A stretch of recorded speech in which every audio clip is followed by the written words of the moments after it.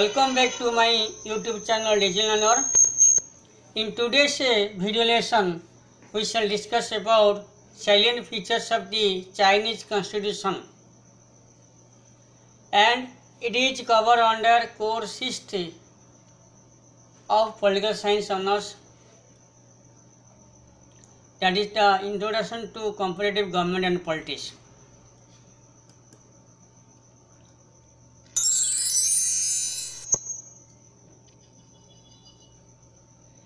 In China, there has been communist system. It is a totalitarian and undemocratic system where the Communist Party enjoy the supreme power in the Chinese system. The National People's Congress of China adopted a new constitution on 4th December 1982. This is the fourth constitution in China after the communist captured power in 1949. The Constitution of 1978 rejected many practices of Mao Zedong. In 1980, a committee was set up to consider the revision of the Constitution. Finally, in December 1982, this Constitution was adopted. Now we shall discuss about salient features of the Constitution of China. The salient features of the Constitution of China may be enumerated as a first, an enacted constitution. The Chinese Constitution is an enacted constitution having 138 articles. It has 4 chapters. Chapter 1 contains general principles on which the new constitutional system is based. Chapter 2 incorporates fundamental rights and duties of the people. Chapter 3 specifies the structure of the state. It makes provision for the central, provincial and local government. It proclaims the National People's Congress (NPC) as the highest organ of the state power. Chapter 4 deals with the national flag, national emblem and the national capital. Second is a socialist state with ideological commitment. The Constitution declares China as a socialist state committed to proletarian dictatorship. The dictatorship of the proletarian in China has been consolidated and strengthened. It applies the socialist principles: he who does not work shall not eat, and from each according to his ability, to each according to his work. This is the socialist or communist principles, that commitment, ideological commitment in the Chinese political system. It is the successful attempt to push Marxism into Chinese scene and to transform into a political philosophy. Article 10 of 1982 Constitution says that the state in the public interest can take over land of its own use in accordance with the law. In China, the mineral resources, water, forest, mountain, grassland, beaches, other natural resources are owned by the state. Fundamental rights and duties.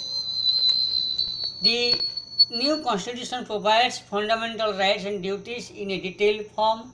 Article 33 to Article 56 of the new constitution deals with the fundamental rights and duties of the citizens. The citizens have been given various rights like the right to education, to be elected on completing the age of 18 years, to work, right to have rest and leisure, to get material assistance in old age or in the event of physical inability, to prevent the transgression of duty by public servant, to prevent discrimination in any form and the like. Besides freedom relating to speech and assembly expression, correspondence has been allowed. The Constitution also contains fundamental duties.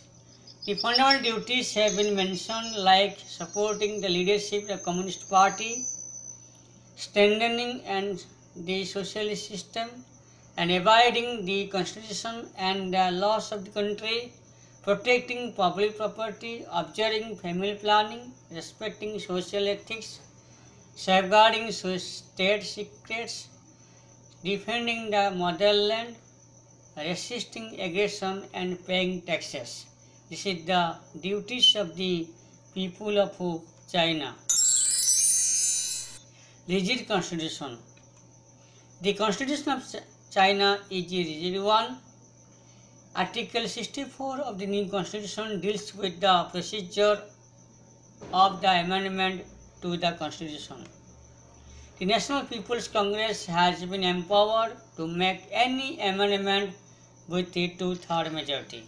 It says amendments are to be proposed by the Standing Committee of the National People's Congress or by 1 or 1/5 of the deputies of the National Congress, that is the National Legislature of China, and adopted by majority votes more than two-thirds of all deputies of the Congress. Next is the unitary system. The Constitution of China provides the unitary system government. Still, it is a geographically big one. There is no decentralization of power in China.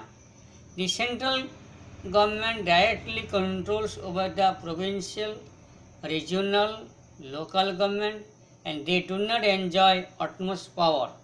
It has been empowered to make changes in the power and status of the administrative units located in the lower level. Unicameral system. The new constitution provides a unicameral legislature. The legislature consists of one chamber, that is the National People's Congress. It consists of one chamber. It is the National People's Congress which has all power of legislation, despite the fact that its deputies are to be chosen from the ranks of the people.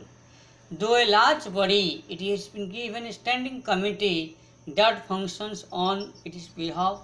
In fact, this committee has been given the status of a continuous function national legislature. Then democratic decentralization.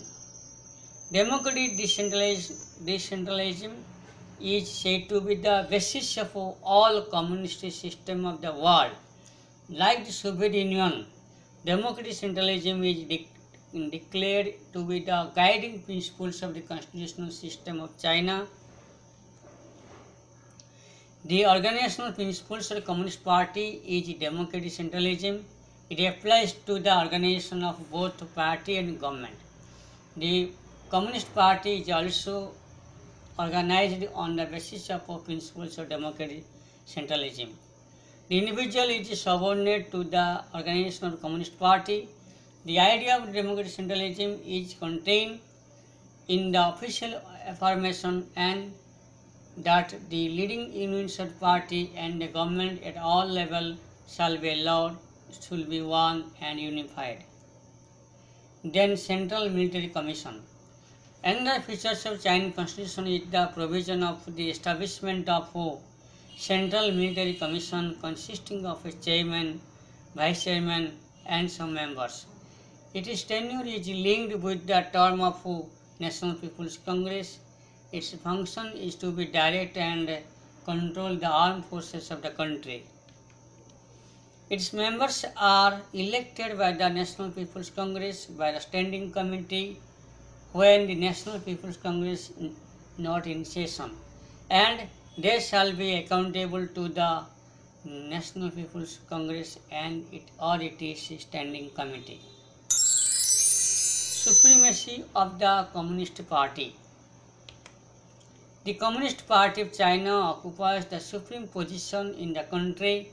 It provides the leadership to the whole Chinese people. It is said to be the vanguards of the working class. Marxism, Leninism and Mao Zedong philosophy is to be the guiding ideology of the People's Republic of China. In fact, the top leaders of the party controls all aspects of state and government. The Communist Party of China is organized on the basis of democratic decentralism.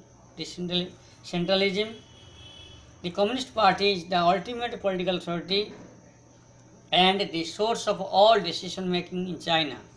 It directs and controls the army and the government, the all political organizations. Next is the judiciary is not independent and impartial. The democratic countries like USA and India, judiciary is independent and impartial, but in China, judiciary acts as an watchdog of socialist order or communist system. The judges are important members of Communist Party or senior most leaders of the Communist Party. The judiciary is made to serve the people's revolutionary struggle.